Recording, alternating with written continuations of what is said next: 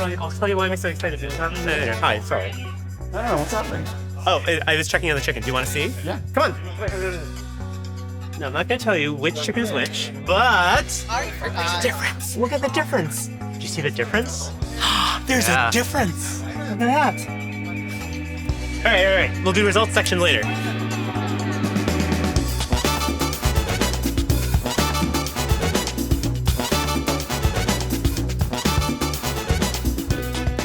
Sudeep, take 1.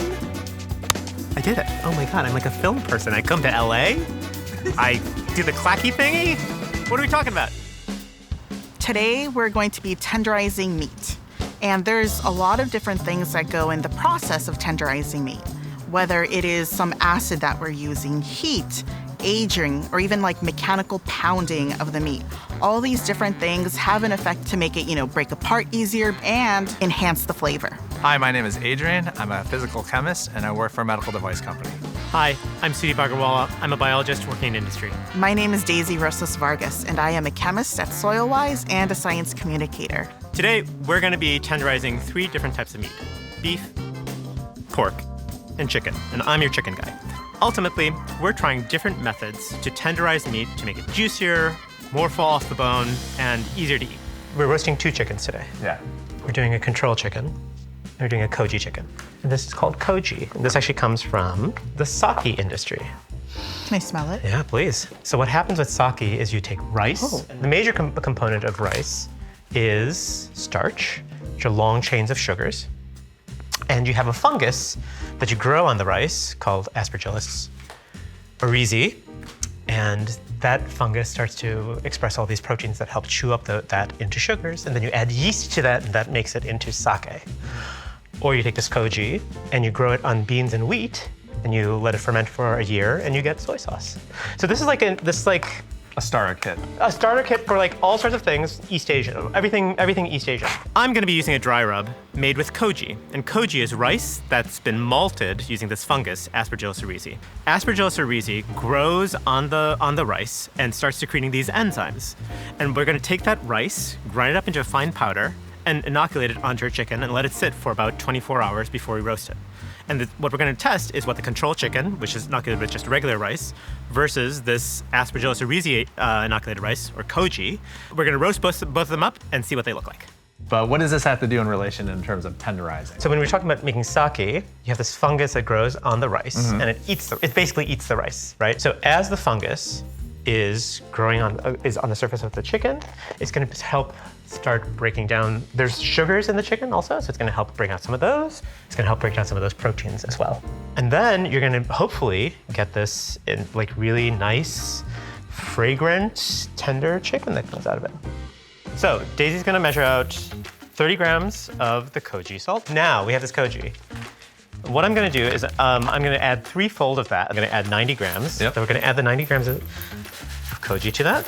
And Adrian, what I'm going to ask you to do is to please make a fine powder of Correct. this. I'll do my best to keep working at it. I think it also would have been more natural if we had glasses of wine while we were doing this.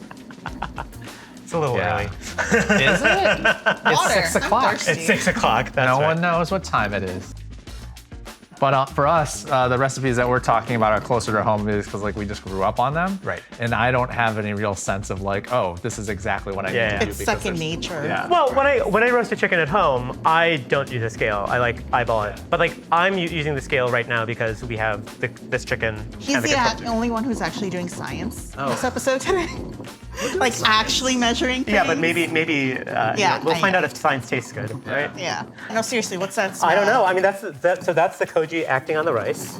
This is where it's like I know. hours later. Yes, hours later. Actually, what's really interesting is that all of our recipes will have some type of rice component. Oh, If yeah. you think about it. What else would you eat?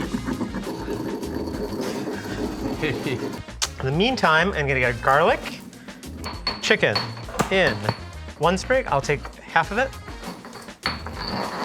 Garlic goes in the cavity and under the skin as much as you can. So I'm gonna put this in the bowl. And now, I'm gonna sprinkle this in the cavity as much as possible.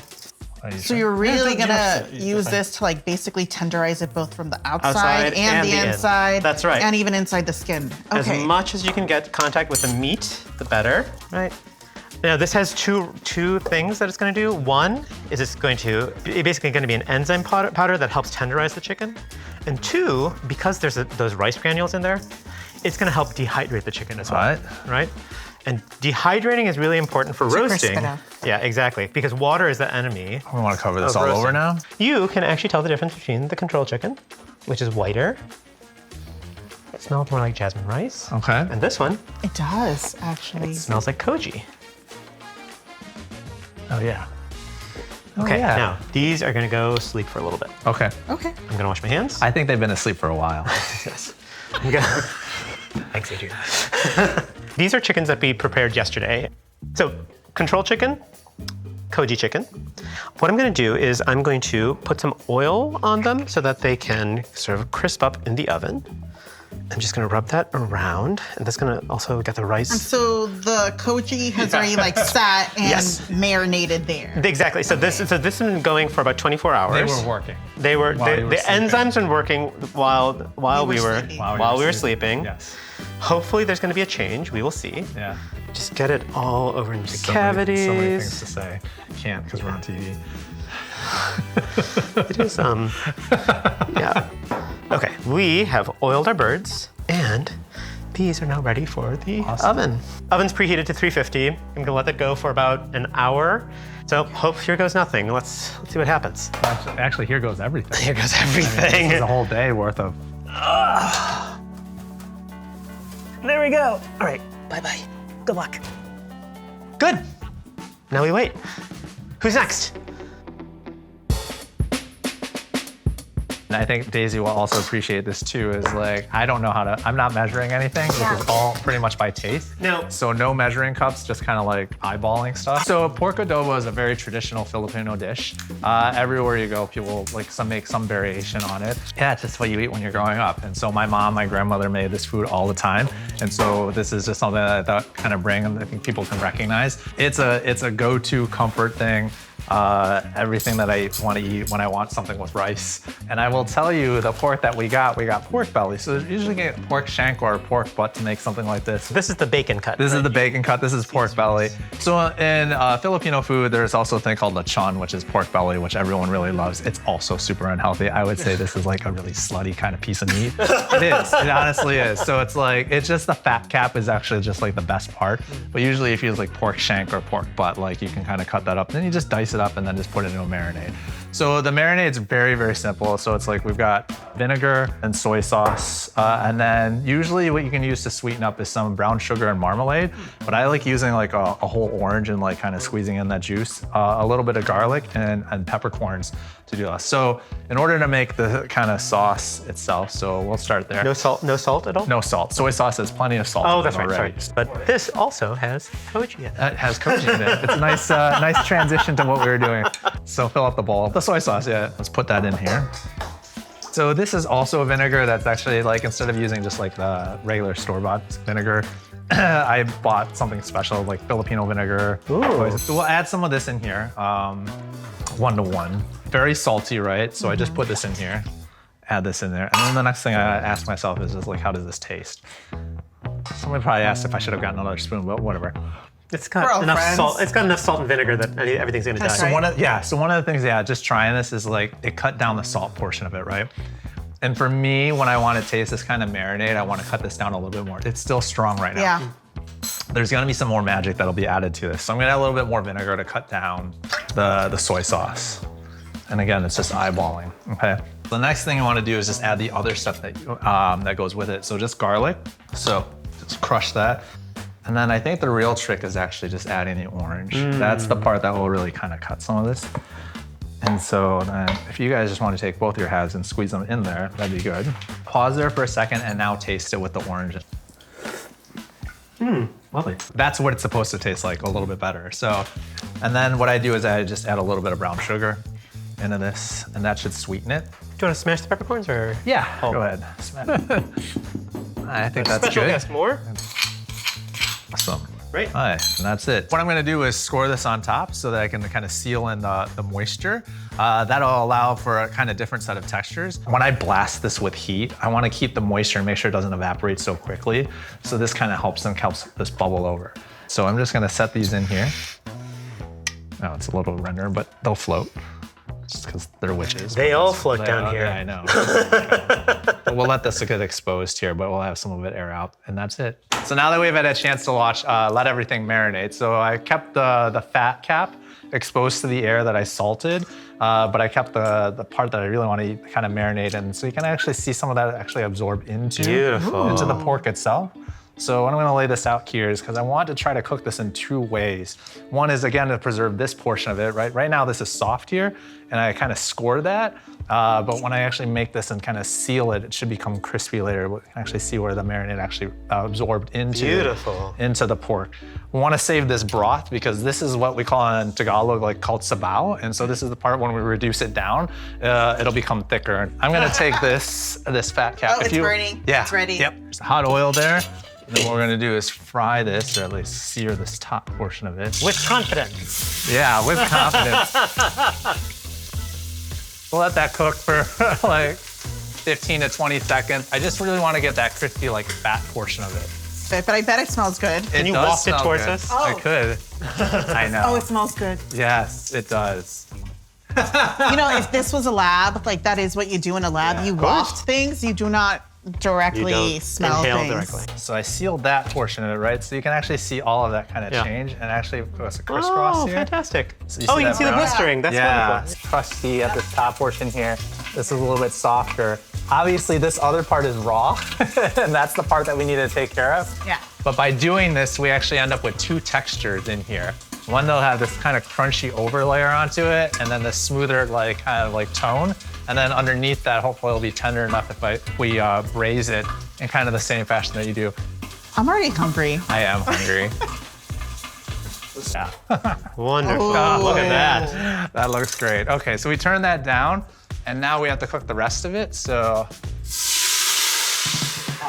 any fat that was there just is trying to put gonna all add more flavor. Yep. And then the rest of it, all we're gonna do is just set this in here and let this kind of braise in its own juices. So I'm very excited, for all of these things that show up because this smells delicious. So other than that, we wait for whatever. I guess we go drink and have some wine or something of that nature. What kind of wine do you think would be really good with the I don't know. turkey What meat? kind of wine would be good? I think it'd be a red Malbec. A Malbec. Who knows? Maybe the wine fairies will show up with red wine. Maybe. So. I'm also gonna use a meat. Obviously, it's gonna be chamorro de res or beef shank. And it's very similar to yours. So you made an adobo. I'm making what we call like a red sauce type of thing, but it's still very similar to yours. Okay. And it also plays to something that's really close to home. So like both of my grandmothers make this dish. Yeah. With cactus too. Yes, we're gonna involve some cactus in this too. So let's start actually with the other things to make this like sauce. Yeah. To really get it going, and then we can talk more in detail about the meat. We are gonna do a slow cook. All right. So this is gonna be really important. To that, do you wanna smell the chilies? They smell Is amazing. it guajillo? Ooh. Yes. Ooh, it's like This candy. is the ancho. Ancho. Ancho, yeah. Smells like candy, but Yeah, it's and definitely this is not candy. guajillo. I know, it's sweet though. I think that's interesting that I know it's spicy, but it still smells sweet. Why are you rehydrating them? So we are going to make the sauce, and we just need everything to be nice and wet and re-moisturized, right? Yeah. This is a really good way to preserve things, right? Okay. We don't need to have them fresh because they can go bad.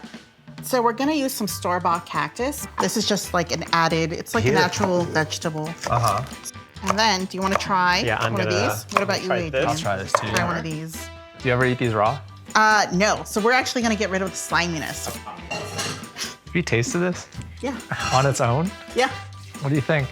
It's very bland. There's like nothing. It's mostly water. You can actually see what you said is the sliminess you're talking about, almost Yeah. like okra. Yes, it's very similar to okra. And then you want to turn it down a little bit. Yes. Don't let it splash on you. Just like a little Sweet bit. is here too! So it's been a couple of minutes since we've let the cactus boil and the chilies. Ooh. No. It's like, it's got this molasses quality to it. Yeah, so that's probably any leftover sugar that just has been rehydrated. Yeah, it's beautiful. Do you want to cut up about can chop it. half an onion Sure. for Absolutely. me? Yeah. So now we're actually gonna put this, All of it together? most of it together. We're gonna add a little bit of the milk. I will Let's do that. What do you think that we should be tasting before I say what I think I taste? What do you taste? Oh, no, let me try one more time. I mean, it's smoky. That's obvious. I still say I taste some of the tartness. Yep. It's still acidic, which is strange because you just neutralized all the other stuff. Yeah. So the acid's coming from, or that tartness is coming from those Yes. chilies Yeah. as well. That's just there as like an addition to the dish. The reason why I bring this up is I will say I was skeptical about like you're adding acid into the system because the acid that I was adding was from vinegar, and that's Yes. really easy for me to understand. This acid is much more potent too. It's a right? stress Compared response. to the It's a stress, when the plant gets cut off, it's a Yeah. stress response and it's producing this acid. Yeah. So I think to me is like in vinegar I can actually just understand this acid concept, but here I didn't really get it. Now it's in the system. It's in there, right? So I think we need to make this we're gonna have to water this down a bit more, which is why at this I actually save. Yeah. Because Is this the time when somebody would tell a story while you're straining this? probably, Yell at you or yeah. Or there'll be a family member that says, no, something else is missing in the Yeah. sauce. But again, they don't measure things out. it's for the birds. Hey. A little bit of oil. When you guys make this a whole day affair. You do it early in the morning, so everything's like prepped by mealtime. You never start making this while you're hungry. Yeah. Fair. What are you looking for? I'm Can't do this by looking to- taste. Nope, cannot do this by taste. I want to see that I see this brown color and almost like very, very dark brown. It's like no Char? caramelization, Yeah. a char. Yeah. Without like a real like, oh, I'm using a regular fire to burn it. I'm really just trying to fry. This might go up. Hopefully don't go up here. Ooh. There we go. And so this is where I need to put the thyme and the bay leaf and It's sharp. this, yeah. Now I just need to boil this down a little bit. Reduce it. Reduce it. Let's talk about the meat. So we call this el chamorro de res, so beef shank. And I think what really gives this dish a lot of flavor is the bone. marinade. Yeah. Yeah.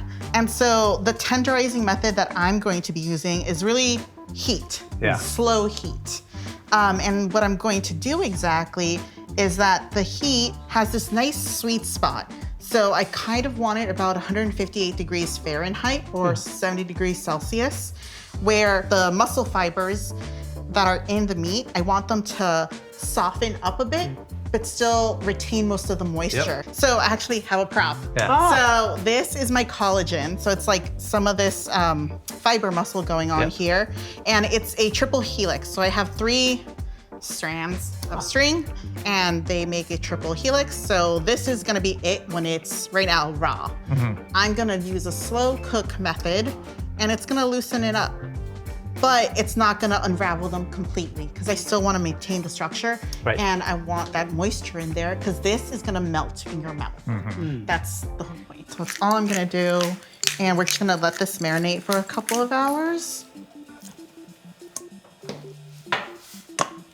Oh, oregano, the bouillon. Yes. Tradition. I was like, once I tasted it, I was like, oh, something's missing. Needs umami. Yeah. Why don't you slowly add the nopales, the cactus, course. in here? So this is ready. Okay, wow. Yep. So I'm gonna add this to my meat. We can let it marinate for a couple of hours. yeah. Not a long time, because like this is not what's gonna tenderize the meat. Yeah. It's the process. Yeah. So these are agave leaves to hold nice. all of our meat. These are just the large skins. They're like off the agave plant, Yeah, right? see? Yeah. And they peel them off one by one. And so once we're gonna But like put them in the agave fridge- leaves are like thick. they're like big, And so they're they like an strip them inch thick. down. Okay, No, they're okay, got it. thicker. They're like Yeah, this. yeah. And so this is what is cross section. Yeah. Got it. And so we're basically gonna they're a little bit slimy, so we're gonna use the slimy side. Yeah. They also have a really good smell, which adds to the flavor. Yeah.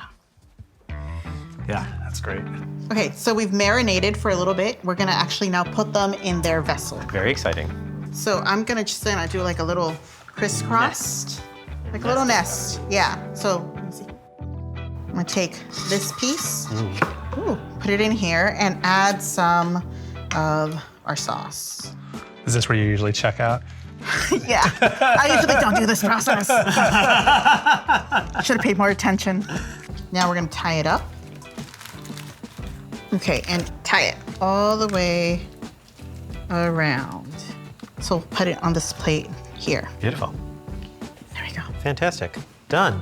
They look so pretty. It does look great. So we're gonna steam them, cook them, Poach them. Soft broil them. soft broil them Boil or for whatever. about Braise. an hour. Yeah. This is like a steamer. Gonna put those in here and cover them up for about an hour. Okay, we're gonna add these. We're gonna be very careful. Yes, can you open that? Thank you. Indirect heat from steaming. Yes. Okay. There we go. Beautiful. Yep, and then we just wait. We just wait. Alexa, set a timer for an hour. Setting timer for an hour. Thank you. Okay. Close to Alexa. Very close. Oh, this smells delicious. I love your new home, by the way. It's great. This is the way it's done. That's right. This looks great, everybody. So before we start, we gotta wait for a few seconds, I think. Amy's stopping by. There's a guest? Do Yeah, we have there's enough a food? guest. I think we have plenty of food. Plenty of food. I think we have 2 chickens. Amy, and I used to know her in Boston. She's a professor at UCLA, and she studies the food science with the intersection with biophysics, but her main training's in biophysics. I wonder when she's coming.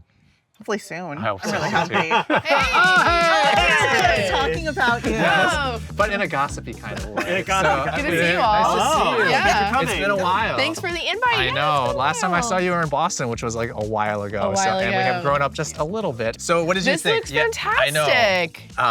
And maybe you can provide some color commentary. Right, I love but it. also taste test. So Amy, we're just curious about like some of your research because you've done the intersection between biophysics and food science. We have all these experiments going on, but I'm curious to know about what you do, what your active program is, and Yeah. like, how do you actually bring that into your everyday life? Well, it's a good question. Our research program is always evolving. So part of our research program is working to develop sustainable foods that we can grow independently of conventional livestock agriculture. Should we introduce our dishes so that Amy knows what we did? This all looks fabulous. I am so excited. Thank you. It's been a day of cooking. I did an experiment. I have 2 chickens. One was made with just salt and rice. Another one was made with salt and malted rice or fermented rice, Koji. And as you can see, they look very different. So we're going to talk a little bit about that, and we're going to see which one you like better. Here's what I'm going to give. I'm going to give white meat and dark meat. I'm gonna give the same dark meat pieces to everybody. You get the leg because you are the guest of honor. Thank you. That tastes like this is a lot, There you go. right? Yeah. Sorry. All right, so what do you think about when Sudeep had talked about these cooking techniques or the method to use Koji rice versus white rice? Yeah. What do you think would be the difference? So like we saw a very, very distinct difference in the color of the chicken. The question is like, let's talk about taste because the color correlates with taste. The darker chicken indicates Maillard reaction. It's been sitting for 24 hours. I think so. Ah. I feel like it's softer. The Koji one is softer for me than the non-Koji one. Ah. And maybe, I feel like, would it be even more tender if it was like 48 hours, do you think? I can tell the difference. Yeah, I can tell the difference. There's the higher enzyme content in the Koji than just the regular rice. So that's what I want to say. Yeah. Because you have the orizi Yeah. inoculated onto the rice, and that's just actively trying to chew up the rice. Right. And those enzymes, we actually spend a lot of time grinding it up with mortar and pestle to So much help to grinding. break up the cells. Yep. And to get those enzymes out and acting on the chicken itself. And I think that's what the hope was for this meat, right? That instead of having to add an acid, right, the enzymes are already allowing a process to happen more easily, right? and like things are proceeding much faster on the surface of the chicken. It takes much longer because there's not as much enzymes, and Boris would like a piece of chicken. For the first time today, He's like, I'm a star. Boris would love some chicken. The white meat is noticeably Really? different. I haven't tried it yet. That's where I see it. I have It's the white much meat. more tender and juicy with the Koji. Yes. And I think those, so because you have more of the proteases kind of breaking down And just some like of cutting the into it, I the think. proteins and helping break down the meat a little bit. Exactly. You were adamant though about like 24 hours. And I think 24 hours, I think that's one notice, right? This takes time. Yeah. Is that enzymes work on their own clock. Exactly. And like, I wonder what would happen if you let it go for 48 or 72 hours. Right. Yeah. We can find out. We could find out. Yeah, I think this has been great. I think maybe to try something else. We tried a different approach to tenderizing meat, and so I'm excited to open up these tiny little like packages that we have here. Yeah, so everybody just pick one. One of them might have bone, the other one might not. Why is that important if it has bone or not? The taste. The taste. Yeah. This looks so good. This looks so good. So This is honestly restaurant style food, everybody. This is like a level. It's like, we do this for giant celebrations, Christmas time, quinceañeras, birthdays, any type of celebration. Like, it's a celebration dish. I purposely keep here and I actually put my rice in there. Oh, beautiful. Oh, A little interesting. dish. Yeah, it's like its own dish. So I'm hoping that our meat is very tender and falls off. Okay, ooh, okay, that's a good sign. I'm one of the lucky ones that got a piece of bone. I mean, you can see the oil, and it's really, the flavor is incredible. Yeah, I love it. And there's, I got a bone as well. There's a little bit of marrow in there. Yeah, Nice. that's like Which is the good stuff. golden treat. Yeah. Yeah. The flavor is fantastic. it's hard to think about anything because this is really delicious. I'm really trying really hard to focus on the science part, but I really want to eat all of this. So with this like slow cook, you should not have to hopefully like chew a lot as you're eating this. Yeah, it's like super soft to go into, right? Any muscle fibers that we had, right? They have water even inside them. And so I really wanted to keep that moisture with this. And I think, this sauce helped, as well as just keeping everything in a closed system. And then you get the nice breakdown of some of the connective tissue Yes. and collagen. The breakdown products like gelatin, super important for mouthfeel. Yes. I was gonna say that it's that mouthfeel, right? This You get that? The Yes, I sauce. do. Also, Yes. buttery feel around the marrow bone. It carries. Oh, it's beautiful. So breaking it down in that low and slow cooking process is a great strategy. Yeah. I would say pretty close to how my grandmother would make it. And that's what would be the success, right? Yeah. Is the fact is like, Yeah. no one would know. So let's try this last dish here, which has a whole set of different types of textures. So as talked about before when we cooked it, seared the fat cap and then also used a high broil on it to like make it crispy. So you can actually hear some of the crunch there that goes there. Nice. So, but you definitely see the layers in here. There was a Yeah. bunch of Oh, smoke. there's It's fire. There was fire. So I'm gonna cut through this just to kind of like give us a chance of what it looks like, but you can actually see the cut there, right? Gorgeous. And you can actually see that cut wow. of meat there.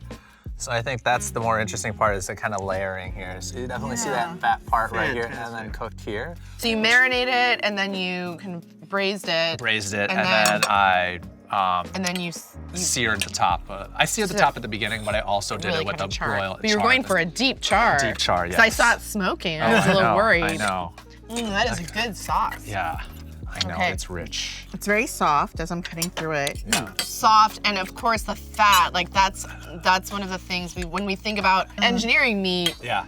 The fat is so important for the texture, Yeah. the mouthfeel, and it really makes the whole piece of meat a lot more tender. Something that we discovered that was exciting to us is that we could grow these fat and grow the muscle tissues in our lab Together or separate? separately, but then we could build them together. And because cells naturally like to adhere and stick to other cells, they would just automatically, spontaneously kind of stick to each other. So we could build these kind of layers of fat and muscle together. Marbling. And marbling, exactly. That's what we were Wow. going for. And so within a short time scale of hours, like about 6 hours, the fat cells and the muscle cells would stick together. So, Incredible. but at the end of the day, we really don't know yet how much of that skeletal muscle structure we have to replicate in order for it to taste good. You need to give me this recipe. I know. We need to all switch recipes. I know. Well, I want to try this sure. at home, by the way. This Yeah. is like, I mean, what did you guys learn? Like, what is the, other than everything being delicious? I was really excited, and I guess I really learned that, like, you know, using enzymes. 'Cause Yeah, it's like, I want to try the Koji. I want to try it too, because it's something not found in our culture, Correct. Yeah. right? So it's, I don't know, it's just really cool that, like, I kind of really didn't think about it as a way to cook and tenderize meat. Yeah. Because, like, I feel like the most common thing that's done, like, when I was growing up was, like, pounding the meat. Mechanical, right? Or just, like, slow cooking or, like, braising. Definitely not aging. It's been a good time. I'm glad you could stop by. Yeah. Thank you so much for coming. coming. Thank you for coming. Cheers. Lovely meeting you. Cheers. There we Cheers. go, yeah. Cheers. Is there anything else? Ooh. A knife, any salt and You're dripping fat. No, we don't need anything. There is no seasoning in this because That's true. everything is seasoned well. Not just well, perfectly. Perfectly. Okay. Are we ready? Yes. Yes. I have chicken juice all over my hand. Give me 2 seconds.